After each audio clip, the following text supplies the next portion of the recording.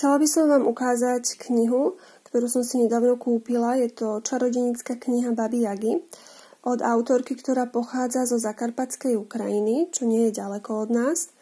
A táto kniha v sebe nesie veľkú slovanskú tradíciu čarovania.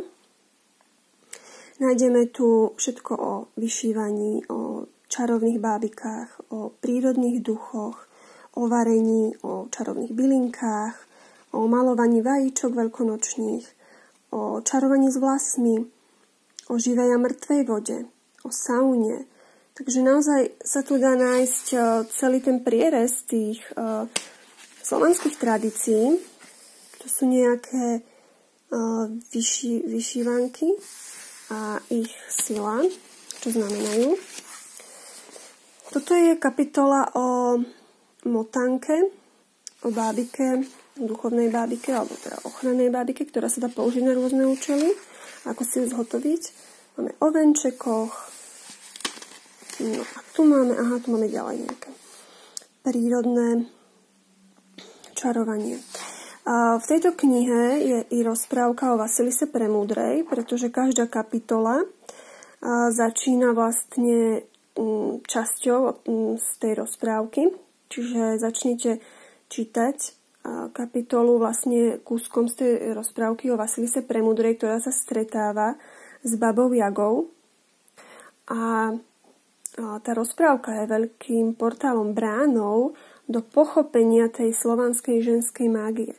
Vôbec tá baba Jaga je veľmi kľúčovou postavou, archetypom, ktorý otvára v nás hlas našich predkýň, našu múdrosť. Preto tá rozprávka o Vasilise Premúdrej je súčasťou aj tejto knihy. Takže nájdete tu okrem tých návodov na čarovanie, okrem tej slovenskej tradície aj túto rozprávku a dalo by sa povedať aj tú hĺbku, tú psychologickú analýzu toho všetkého. Sú tu aj časti, kde sa prihovára baba Jaga hlasom autorky, čiže je to také... Má to naozaj viacero vrstiev táto kniha. A je to kniha, ktorá sa nedá čítať, že na jedno posedenie. Je to kniha, ku ktorej sa budete vracať, pretože nielenže je tam veľa receptov, návodov, ale takisto má tá kniha veľa vrstiev. A každý z nás si tam môže nájsť tú svoju vrstvu, úroveň, ktorú práve potrebuje.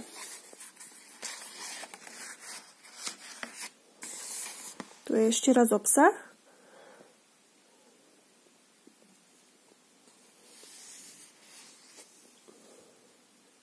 Čarodejnícka kniha Baby Jagy od Madame Pamita.